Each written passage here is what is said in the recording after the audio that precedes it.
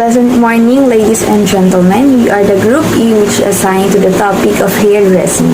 Today, we will tackle about the tools and equipment, hair care, disease or disorder of hair and the hair treatment of hair, and the haircut and style, which I think everyone will be excited to learn and will be a knowledgeable and fruitful discussion to every one of us. Without further ado, let's start with our discussion. Good day everyone, I'm Angelica Maningas, and for today I will discuss the tools that every hairstylist needs to know and have in hairdressing. Let's start with the first tool, which is the shears. A shear is a cutting tool similar or identical to a pair of scissors but typically larger. This one is one of the most common that we see in salons and barber shops. Next is the blending shears. Blending shears is a blending or thinning shear, typically as evenly spaced it on one side and a straight blunt blade on the other. It is used to remove weight and blend the hair, and is different from the shears.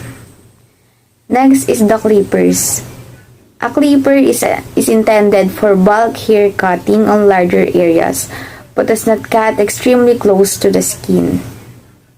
Next is the trimmer. A trimmer is used on the paws, ears, muzzle, and tight areas where it's hard to reach with the larger clipper's blade, which commonly used to trend style of hair. The difference between trimmer and clipper is it cuts closer than a clipper. Next is blower or hair dryers. I assume that all of us are familiar with this, and some of us have this at home. Blow dryer is a handheld device that blows air and is used for drying and usually styling hair. It is actually easy to use and has two modes of air coming from it, which is the hot and just air. Let's proceed to the next one that you guys may be familiar with, the curling iron. From the word itself, it is used for curling hairs. Curling iron is a rod-shaped, usually metal instrument which is heated and around which a lock of hair to be curled or waved is wound. Flat iron. A flat iron is a device used for straightening hair by pressing and pulling sections between two heated metal or ceramic flat rectangular plates. It is the opposite of curling iron because it is used for straightening, while the curling iron is used for curling. Next is the razor. Razor is a tool with a sharp blade or combination of blades used to remove unwanted hair from the face or body. Next is the sectioning clips. Sectioning clips is used to keep the hair in place. They are ideal when you are sectioning your hair while you're styling it or for securing it crease-free so you can do your makeup. Next are the combs and brushes. Brushes and combs are excellent for grooming and both greatly benefit your hair. A hairbrush generally works better for dry hair and can be ideal for removing dandruffs, residues, and massaging the scalp, where a comb is a perfect tool for detangling your hair when wet. Next one is one of the essential things in a salon, used to protect your clothes, which is the capes. A cape is a drape used to cover a customer while he is getting a haircut or other barbershops or salon services. It is used to keep hair off the customer. In any work or things that we do and tools that we use, it is important to sanitize and disinfect it. Next is the disinfectant and jar. Known for its ability to quickly and effectively cleanse and sterilize hairdressing and manicure tools, sanitize grooming instruments including combs, tweezers, scissors, and more. The towel. They are used to protect clothing from hair products to dry hair after shampooing, and to provide a comfortable surface for client to lie on during haircuts and styling. And lastly, the duster brush. duster brush is used to remove loose hair from the hair cutting with soft nylon bristles and a handle that is comfortable to grip. Those are the essential tools used in hair styling and cutting. Let us now hear the next reporter, which is Miss Krija Campolio. For the continuation, I am Trisha May H. Campolio. I'm here to report the equipment used in hairdressing.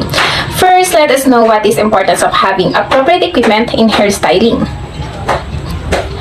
When you have good quality equipment in your salon, you can put forth high quality work.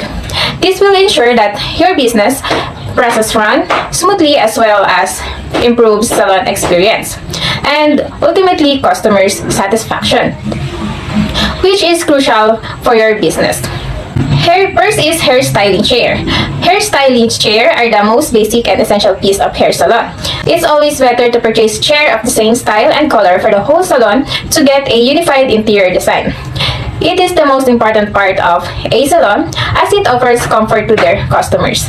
This is one of the areas of a salon where the customer spends a lot of time. And second is hair streamers or hair processors. These pieces of hair salon equipment are required during deep conditioning treatments or after head massage and color treatments. Head steamers and hair processors additionally moisture the hair and keep it healthier. So what is the purpose of a steamer? A hair steamer is a tool that is designed to provide your mane with a burst of steam that opens your hair cuticle. In turn, this allows your hair care products to deeply penetrate standards to achieve long-lasting moisture and strengthen hair. So third is shampoo bowls. A shampoo bowl is a sink specifically designed for hair washing and conditioning. Depending on the size of your chair salon, you can go for a different number of shampoo bowls. The purpose of this equipment is to allow the hair stylist or barber to easily wet a customer's hair in preparation for treatments, or to provide a full shampoo and wash service. And fourth is carts and trolleys. Cart and trolleys are not essential for a hairstylist, yet it is a very useful piece of hair salon equipment. Hairstylists always move around the client and so need to have their tool on hand at all times. Fifth is a hairstyling station. A hairstyling station is another must-have piece of hair salon equipment. It should always include at least a mirror with lamps, an electrical outlet, and a shelves or a table where the hairdressers will put the instruments. An ideal version of a hairstyling station can also include several storage drawers and a separate tool compartment or compartments holders. Next is hood dryers. This dome-shaped apparatus is used for setting and drying hair. In the beginning, you don't need to buy many hood dryers, also known as bonnet hood dryers. One will be enough for your hair salon. And next is hair color processor. A hair color processor is an oversized hair dryer that spins up the chemical or color treatments on dry hairs with utmost efficiency. It cuts down the time of bleaching, dyeing, and perm treatments by 50% as compared to the traditional methods. It promotes faster and better results. Good day everyone. Next is hair care. Ito yung mga common mistake na ginagawa natin na akala natin ay tama. First is uneven distribution of conditioner on hair. Di ba madalas na ginagawa natin ay naglalagay tayo ng conditioner sa ating ulo or sa pinakaanit natin. Mali pala ang ating ginagawa na yon. Meron palang proper way para maglagay ng conditioner sa ating buhok, sa tapat ng ating chin or sa ating baba. Doon agad tayo maglalagay ng conditioner pababa. Sabi nga nila, 'di ba? Ang tamang ang sumusunod sa tamang procedure ay may magandang resulta. Next is frequent use of hot water. Siyempre, 'di ba, alam naman natin pumapasok tayo sa eskwelahan. Common na sa atin yung gumamit ng hot water para hindi tayo masyadong inawin. may pangit na resulta pala yon sa atin, sa ating mga buhok. Hindi lang sa buhok yung ating damage, kundi sa ating skin dahil ito ay mainit. Sa buhok naman natin, ito yung nagdudulot ng pagkulot o yung parang pagdadry ng ating buhok. Pangatlo, keeping your hair in a ponytail. Siyempre alam naman natin yung mga babae. Mga babae kapag mahahaba yung buhok ay nagpo-ponytail sila. Hindi pala maganda na nagpo-ponytail lalo na kapag ito ay basa. Nagdudulot ito ng pagkakulot or pagkasira. Gawin natin kapag tayo ay gawain natin, 'di ba dati? Gawain natin kapag ligo. Para magpo-ponytail tayo or nag-aano tayo ng towel para hindi maano yung sa may balikat natin. Ayun pala, ang pagpo-ponytail ay sanhi yun ng pagkakulot or pagka-dry ng ating mga buhok or pagkasira or hindi na pagka-straight. And last, refrain from tying hair up when it's wet. So wag natin ugaliin na nagtatali tayo ng buhok kapag ay basa. Kasi ito nagsasanhi ng pagkakulot o yung pagkapangit ng buhok natin. Kumbaga kahit sabihin natin naligo na tayo, kapag tinanggal mo parang bagong gising ka pa rin. Kasi nga, kapag nagtatali tayo ng buhok habang basa, nasasana yung buhok natin na nakatali. Kaya ugaliin natin na kapag basa ito, huwag itatali. Kapag kasi naliligo tayo, ito yung time na nakababa dapat yung buhok natin para mas ma-absorb ito, para mas malinis. Kaya wag natin gagawin na kapag basa itatali kasi nasasanay ito at nagkakaroon ng shape yung ating buhok. Kaya pumapangit. Mas maganda ang suggest ko lang, mag-ponytail lang tayo kapag kailangan lang. Pero kapag hindi naman kailangan, wag kasi papangit ang ating mga buhok, lalo na kapag mahaba ang buhok. Para iwas reband. Next is, ito yung mga tips para maging maganda ang ating buhok, o yung mga tamang proseso ng pag-aalaga ng ating mga buhok. First is, apply a hair mask after shower.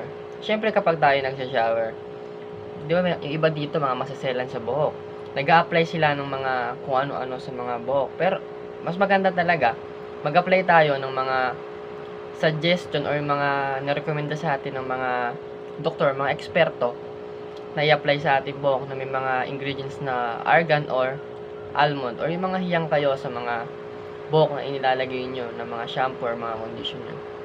Second is detangle hair when it's semi-dry.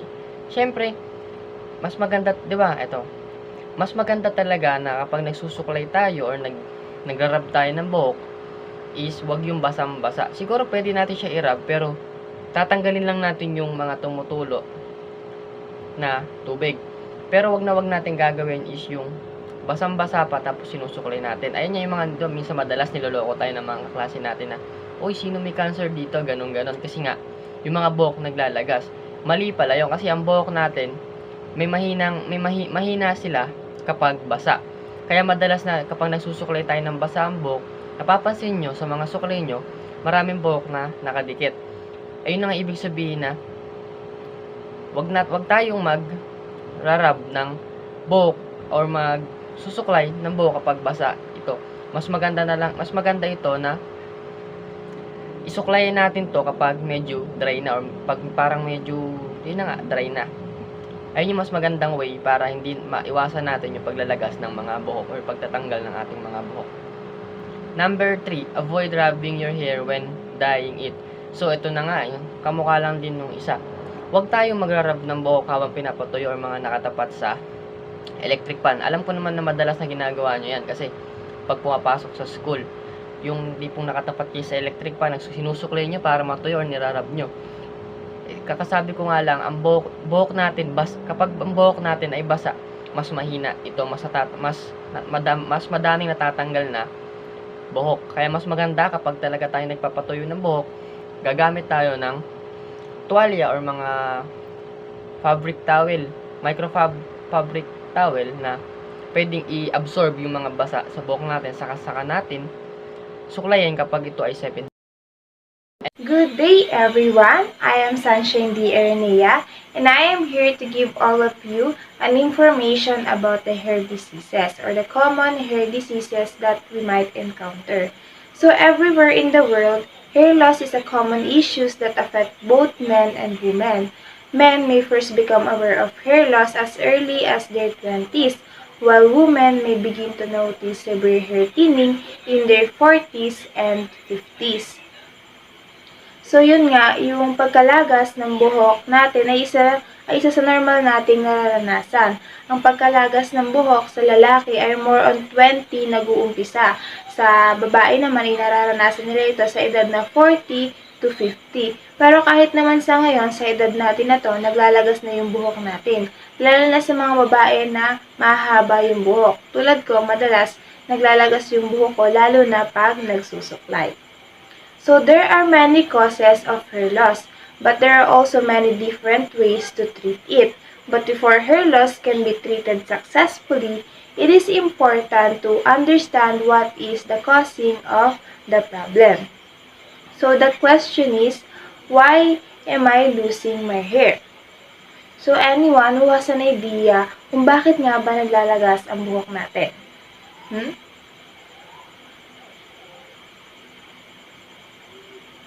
So, basically, or actually, hair loss can be the result of heredity, namamana. Kung meron man talaga sa pamilya natin na naglalagas na yung buhok, or may hair disease, then naipapasa yun through generation or through genes. At pwede rin naman na dahil sa hormonal changes, ito ay nakaka-apekto rin sa pagkalagas ng buhok natin, such as decrease in estrogens may lead to hair loss. Too much testosterone can also lead to thinning hair on your head, but increased facial hair. So, yun. Pwede rin naman dahil sa medical condition. So, kadalasan sa sakit din natin, no? Like if you have PCOS or also known as polycystic ovary syndrome. So, one of the symptoms you will encounter is hair loss or if may cancer at nag-undergo ng chemotherapy treatment. So, dahil sa taas ng dosage ng gamot or sa radiation, maaari yung mag-cause ng pagkalagas ng buhok natin. Kaya nga kung mapapansin nyo, kadalasan sa mga may cancer, nagpapakalbo na sila kasi unti-unti rin namang malalagas yung buhok nila. At pwede rin dahil sa normal part of aging. So, anyone can lose their hair on their head. Pero mas common sa mga lalaki na naglalagas yung buhok. At mas maagang naglalagas yung buhok nila kumpara sa mga babae. So, here are some of the common hair diseases that we might encounter or have. So, first is what we call the androgenetic alopecia, more commonly known as pattern baldness. This refers to genetic or heredity hair loss accounting for more than 95% of cases. It occurs in men and women somewhat predictable stages, and it has been shown to be more advanced as person gets older. So, pag tumatanda na tayo, no?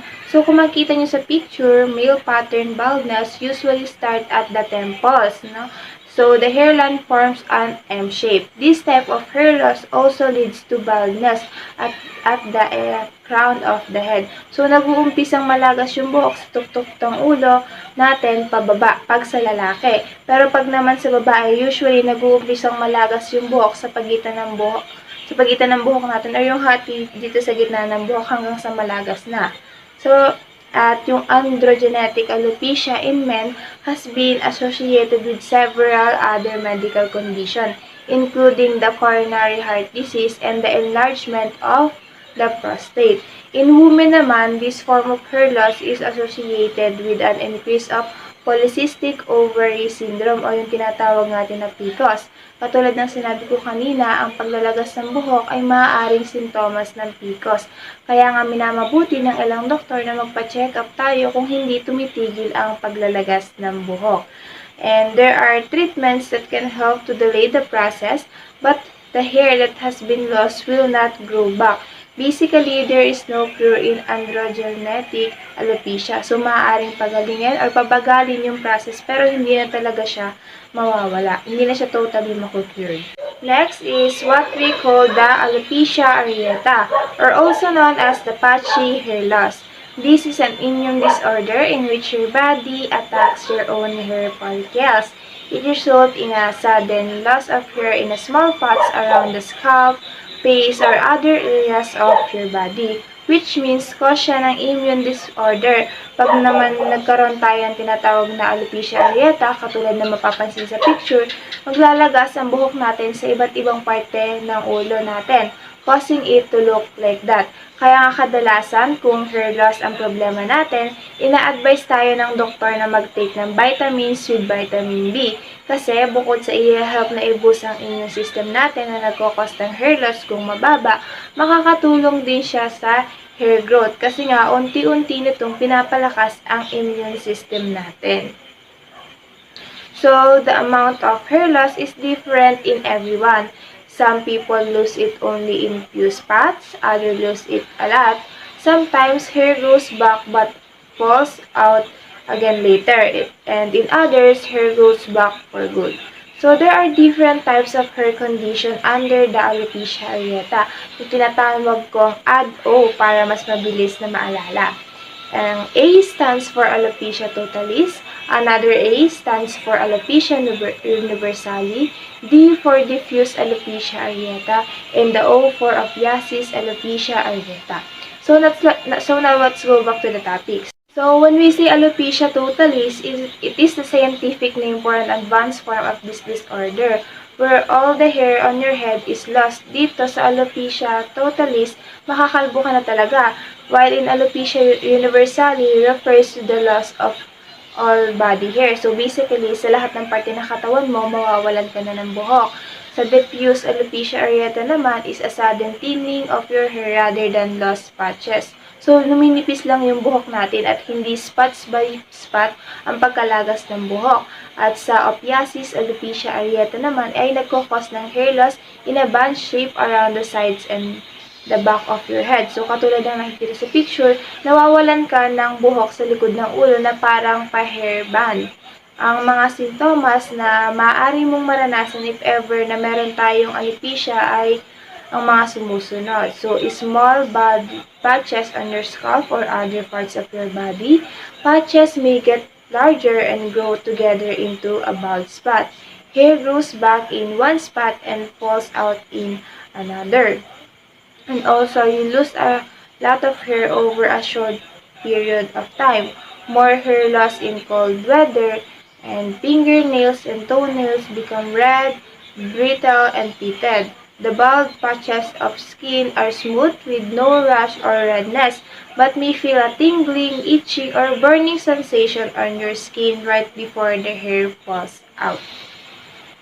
At ang kadalasan o ang may mga matataas na porsyento na mga nagkakaroon ng alopecia ay ang mga sumusunod. So, yung taong may family member na meron ng alopecia noon, or ang taong may asthma, Down syndrome, seasonal allergies, thyroid disease, vertigo, or yung mga taong may puti-puti sa katawan na hindi na naaalis. So, itong alopecia areata can't be cured but it can be treated and hair can grow back. So, katulad ng kanina, so hindi na siya totally naku-cured pero meron namang mga medicines na pwede mong gamitin para bumalik yung dati mong buhok. Next is the traction alopecia. So, this refers to the loss of hair from constant pulling, which can result from tightly braided hairstyle, waves, barrettes, and other hair accessories that can put stress on the follicles. So, it can also occur due to compulsive pulling of the hair due to anxiety,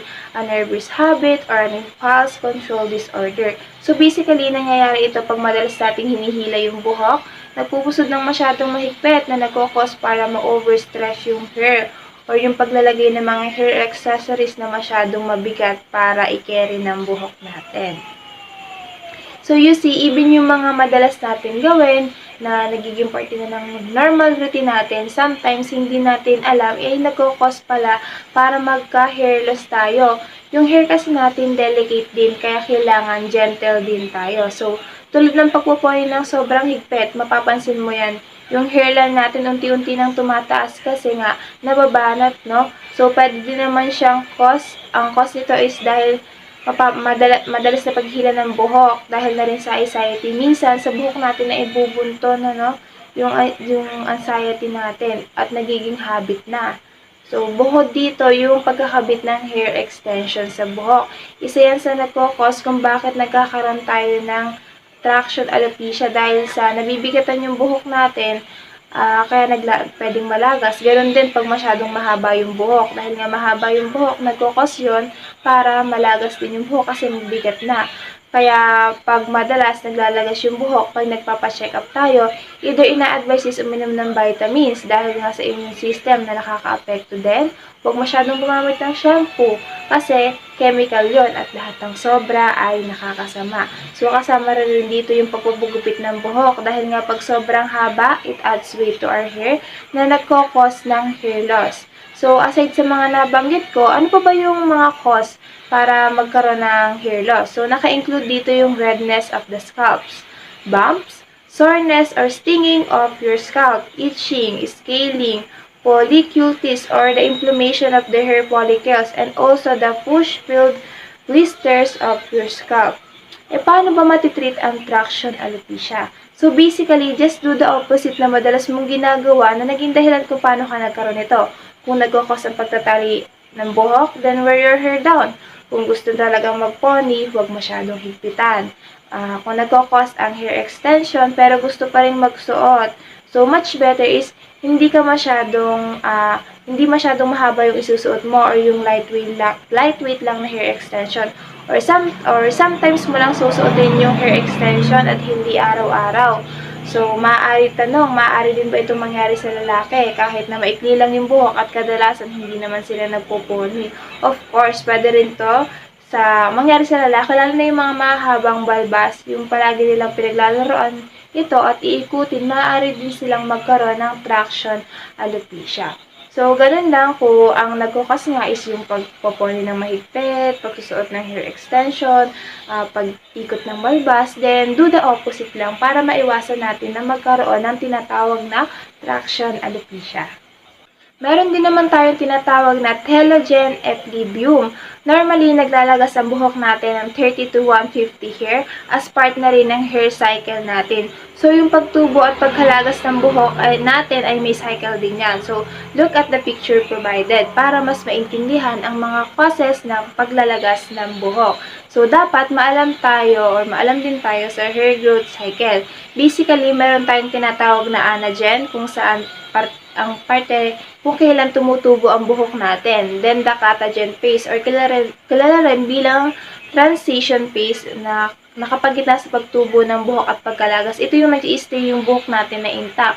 At yung tinatawag natin na telogen kung saan maglalagas na yung buhok natin. Then, the early telogen kung saan mag-uumpisa na ulit na tumubo yung buhok. So, magre-repeat lang yung cycle. So, tandaan, anagen, tumutubo ang buhok. Collagen, yung naka-stay pa na intact yung buhok, nakapagitna sa anagen at telogen. At yung telogen kung saan naglagas na o natanggal na yung buhok mo. So, balik tayo sa topic. So, normally, naglalagas ng buhok pag 30 to 150 hair as a part na rin ng hair cycle natin. Pero, syempre, nakadepende yung paglalagas ng buhok natin sa washing and brushing routine natin. Usually, nagkaka-telogen pag yung normal na paglalagas ng buhok natin ay mas nag-i-increase or dumadami kaysa sa normal na bilang. For example, if ang normal percent ng telogen natin or ang pag-shred ng buhok ay nasa 10%, then suddenly it jumps up to 30%, which is sudden increase. Doon nagkakaroon ng telogen equilibrium kasi mas dumami yung paglalagas ng buhok kumpara sa usual na paglalagas. So, usually, nangyayari ito ng biglaan or nag-occur after ng 3 months of being triggered. So, ngayon, ano ba yung mga causes ng telogen equilibrium? So, maaari itong mag-occur due to a disturbance of normal hair cycle. Common triggers of telogen equilibrium include childbirth, severe trauma or illness, a stressful or major life event, marked weight loss and extreme dieting, a severe skin problem affecting the scalp, a new medication or withdrawal of a hormone treatment. So, kadalasan mapapansin natin na may intelligent tayo pag sobrang daming buhok na yung nalalaga sa atin, no? So, for example, pag nagsuklay tayo, madaming naiiwan buhok sa suklay. Or even pagkagising sa umaga, pag may maraming buhok na naiiwan sa pillowcase natin. So, now let's move on to the anagen equilibrium. So, ano ba yung anagen equilibrium? So, exposure to chemicals such as thallium, boron, and arsenic can precipitate anagen equilibrium. Causes of anagen arrest also include radiation therapy, endocrine disease, alopecia areata, cicatrizing disease, and the trauma or pressure. Pemphigus vulgaris is reported to be a cause of anagen equilibrium. So, yun nga, yung nararanasan naman natin ang anagen equilibrium pag nag-undergo tayo ng medication like chemotherapy. Dahil sa mga gamot at radiation, nagkakos ito na maglagas ang buhok natin tulad ng makita sa picture. So, kadalasan, babalik lang yung buhok natin after months na hindi tayo nag-undergo ng kahit anong treatment. At dali sa yung tinatawag natin na hair shaft breakage or mas kilala bilang split end. So, maaaring makuha ang hair shaft dahil sa iba't ibang hair method na ginagawa natin. Madalas, nag-hair treatment, pagpapakulay ng buhok, pagpapariban or pagpapakulot, overexposure sa araw or kahit sa chlorine na nasa swimming pool pag nagsiswimming tayo ay nakaka-apekto rin para magkaroon tayo ng split ends or even because of nutritional deficiency. Kaya nga hindi ina-advise na paglaruan ng buhok at ang pabago-bago ng hairstyle palagi kasi yung chemicals na ginagamit sa buhok natin ay maaaring mag-cause para masira ito. So, ang tanong, can hair shaft be repaired? Can I fix damaged hair follicles? Unfortunately, once your hair follicles have been deeply damaged, it is permanent. Your best bet is to spend your time, energy, and resources focusing on protecting and caring for the healthy follicles. You can also take steps to support new hair growth. Another question, then how can I restore my hair shaft? So, adding iron, B vitamins, particularly B6, omega-3 fatty acids, vitamins E, and zinc into your diet can also help repair damaged hair strand. Scalp massage with essential oils like peppermint or rosemary can also keep hair follicles healthy. And this is the end of my report. I hope that you learned something today. Remember, don't forget to always take care of our hair. Thank you for listening and happy learning, everyone. Hair treatments.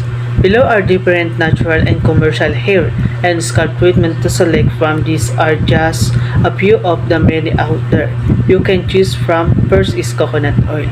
Has long been used for its skin health benefits, and my scalp is no exemption. It can moisturize the scalp, and its antifungal and antibacterial properties can help reduce the risk of infections. It can even help treat atopic dermatitis. How to use? Apply a small amount of melted coconut oil directly to your scalp. Massaging it into the skin, leave it to sit for at least 10 minutes before washing your hair as you normally would.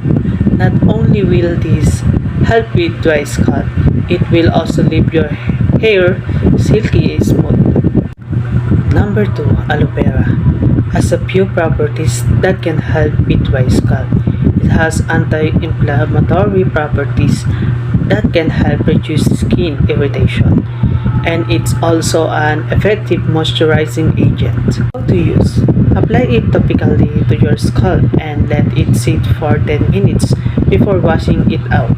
You can take oral aloe vera supplements, but they can act as a lavative, so keep that in mind when taking them. You should also check out our list of benefits to drinking aloe vera juice. Number 3. Apple cider vinegar has several health benefits that can reduce symptoms of dry scalp. It's an antimicrobial, which means it can eliminate the bacterial or fungi that could be causing itchiness. It's also anti-inflammatory and can help exfoliate your scalp, both of which can help treat dry scalp itself. How to use: mix 1 part apple cider vinegar with 2 parts water and apply it directly to your scalp. Let it sit for 5 minutes before washing it out with a gently shampoo and conditioning your hair like normal. Number 4. Mashed bananas are nourishing and moisturizing, make them a great treatment for dry scalp and even dandruff. Bananas are natural antimicrobial and the two benefits combined can help clear up your dry scalp. How to use: mash or blend a banana with a few tablespoons of coconut or olive oil. Blending it will make it easier to rinse out of your hair. Massage it into your scalp and let it sit for 10 minutes to 15 minutes. Number 5. Avocados contain monounsaturated fatty acids and polyunsaturated fatty acids that can both moisturize and protect your skin. You can consume avocados and apply avocado or avocado oil topically to suit dry scalp. How to use: you can use both avocado oil or blended avocado topically to reduce dry scalp and its symptoms. If you're using a blended avocado, mix it with a few drops or carrier oil like olive oil before massaging it into your scalp. Let it sit for 10 to 15 minutes before washing it out. Next topic is commercial hair and scalp treatments. The hair and scalp expert can do this better. A is hair reborn. Hair reborn is a treatment given to the hair in order to maintain hair's healthy condition, shine, and glossiness.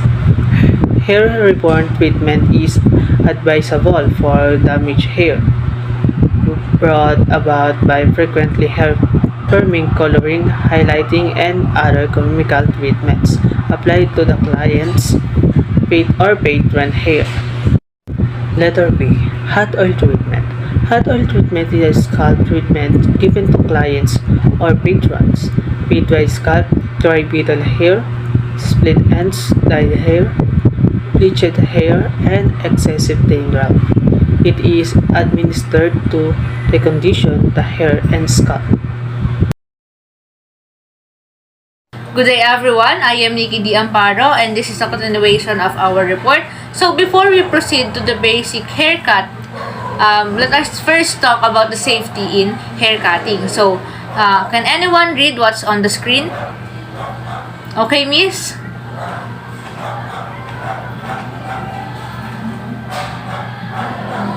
So, thank you. It says that always pound the shears and razor when combing or parting the hair.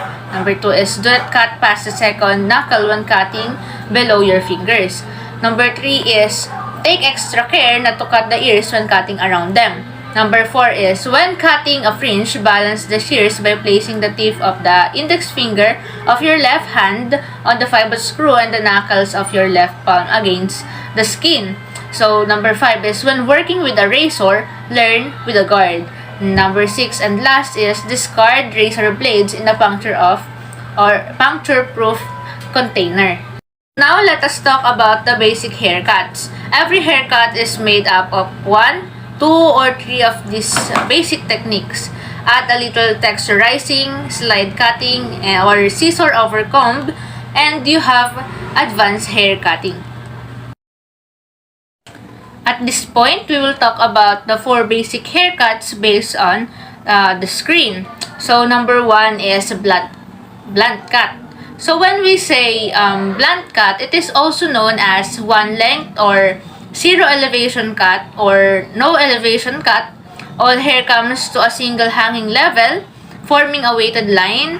The cutting line can be horizontal, diagonal, or rounded. Cut with a stationary guide and excellent for fine or thinner hair types because it appears thicker. So, number 2 and the next basic haircut we will talk about is the graduated haircut. So, when we say graduated haircut, it is a shape or wedge caused by cutting the hair when tension or with tension, low to medium elevation, or over direction. Most common elevation is 45 degrees. There is a visual build-up of weight in a given area, and the ends of the hair appear to be stuck. So let us move on with the third basic haircut, which is, I think, very familiar to us, which is layered haircut.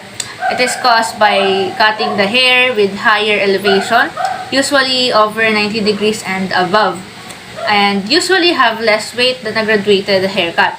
Ends of hair appear farther apart. Layers create movement and volume by releasing weight, and may be created with a traveling guide or a stationary guide or both. And the fourth one is long layered haircut. Cut at 180-degree angle gives more volume to haircuts, can be combined with other basic haircuts. Shorter layer on top and increasing longer layers towards the perimeter. So that is what we call long layered haircut. So again, what are the four basic haircuts? Anyone? So, okay, that's correct. Number 1 is blunt cut. Number 2 is graduated haircut. Number 3 is layered haircut. And number 4 is long layered haircut. And now, may I request everyone to look on their screen. So, thank you. And you can see in there that there is the basic haircuts we talked about earlier. There is the one length cut, or the graduation cut, and the layer cut. So, as you can see, there is a big difference on how you cut them.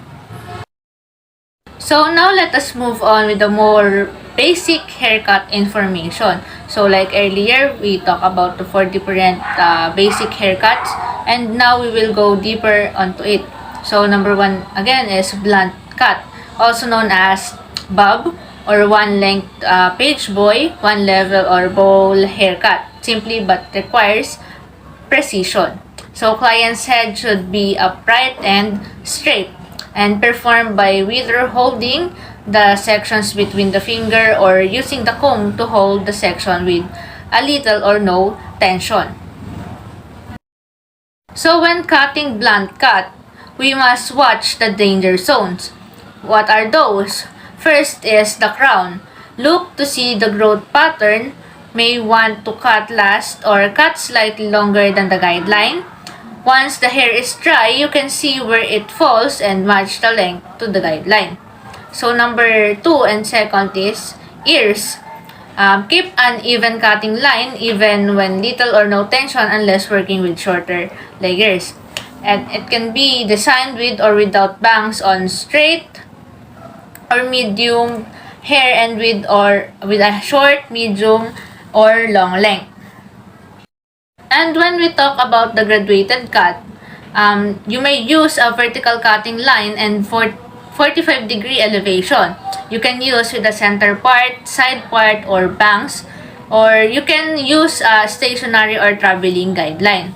And next one is uniform layered, or 90-degree cut. Uniform layers, all hair is elevated to 90 degrees from the scalp and cut at the same length.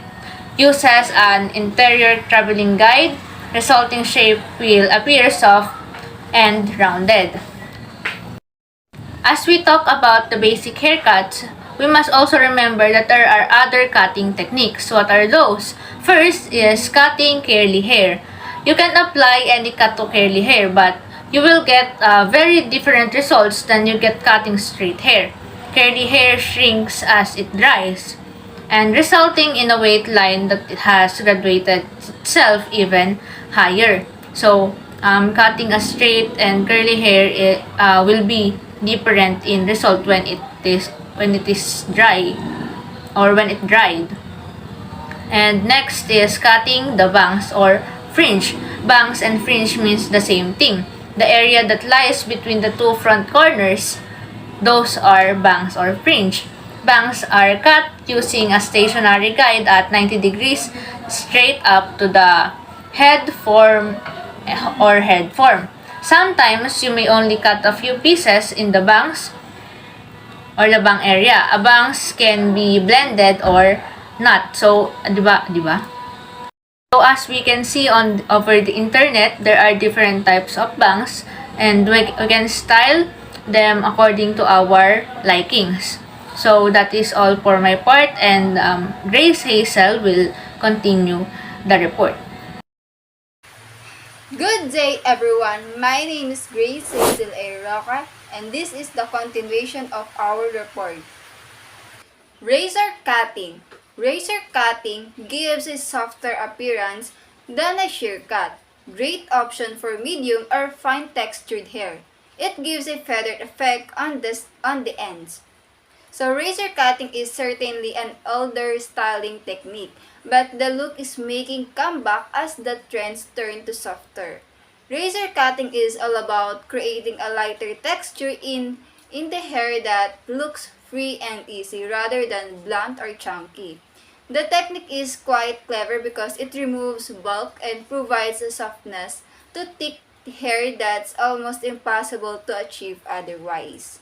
So there are two methods for razor cutting. Razor keep parallel to subsection, used to thin the ends. Entire blade is used. Razor held at an angle 45 degrees, use 1/3 of blade to make small strokes. Slide cutting. This is a method of cutting or thinning the hair in which the fingers and shears glide along the edge of the hair to remove length.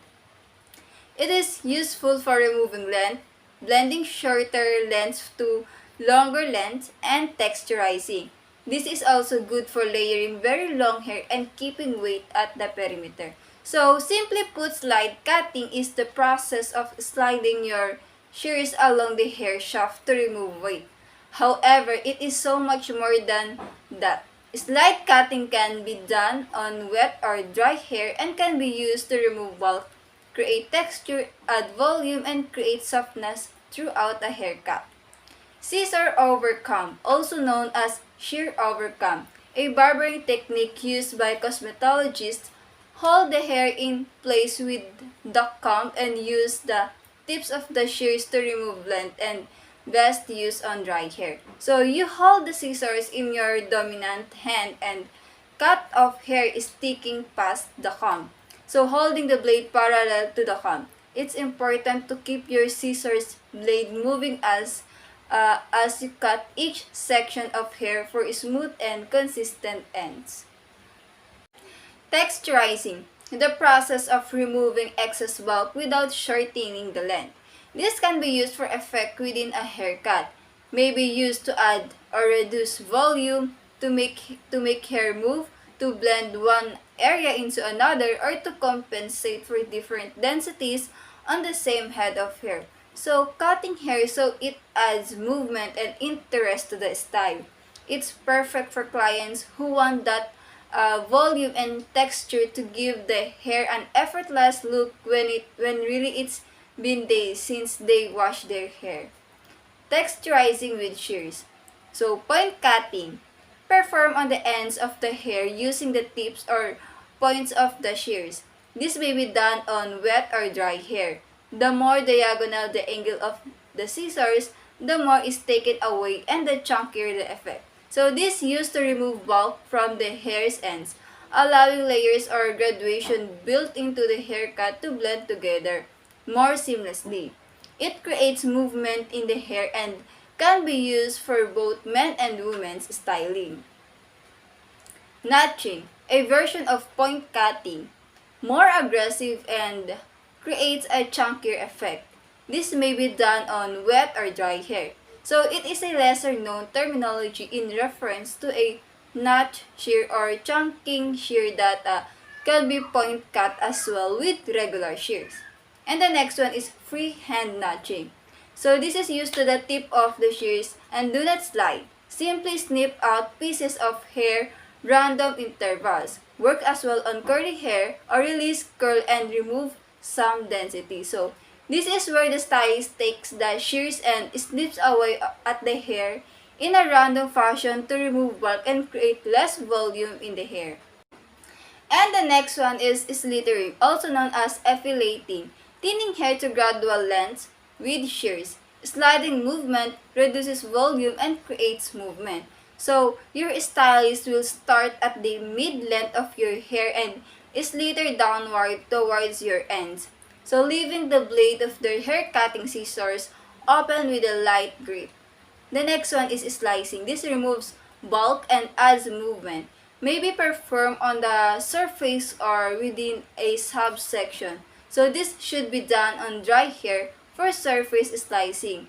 May be done on wet or dry hair for subsection slicing. This is a quick hair cutting technique that allows you to break up solid shapes and remove weight from the hair. It adds volume, texture, and movement without compromising the length of the hair. And the next one is carving. This is the version of slicing that creates a visual separation in the hair. So when you add a little extra to your haircut by getting a design shape or carve into the sides or depending on the style, your entire head. Texturizing with the razor. So, removing weight. Thinns out the ends of hair. This may be done on damp hair. May be used on any area of the hair where the effect is desired. So, removing weight isn't always just the thinning out your client's hair, but in maybe to soften any harsh line on a haircut too. So, when you remove weight from your client's haircut, the hair will become lighter in weight, which will result in more body, bounce, and shape to the haircut. And next is freehand slicing. This may be used throughout the section or at the ends. Done on wet hair and releases weight from the subsection, allowing it to remove more freely. Texturizing with thinning shears and razors. So removing bulk, also known as thinning. Follow the same sectioning as the haircut. So you can texturize your hair and remove added bulk by using thinning shears. Removing bulk from the ends. It works well on many hair textures and helps taper the perimeter of both graduated and blunt cuts. So it's essential that thinning scissors only cut the mid-length and ends of the hair. Thinning scissors may not always be needed at the end of every haircut or trim. They're only needed when the hair needs thinning or removing unwanted bulk. Scissor overcomb. With thinning shears, it is useful for blending weight lines or on fine textured hair. This can be used on thick and coarse textured hair that is cut very short and helps hair lie closer to the head. This is also known as shear over comb. This is a barbering technique that has crossed over into cosmetology. Other thinning shear techniques. Any texturizing techniques can be performed with regular hair cutting shears and may also be performed with thinning shears. Freehand slicing with razor. This used on the ends of the hair to produce a softer perimeter or create separation throughout the shape. Razor over comb. The comb and razor are used on the surface of the hair. It softens weight lines and causes the hair to lie closer to the hand. This used mainly on shorter haircuts and great technique for tapering in the nape area or softening weight lines. And the last is razor rotation. This is similar to razor over comb. The difference is you make small circular motions. So this is performed by rotating the razor and comb along the hair strand to remove weight and to sometimes bevel the hair upward or under for special effects.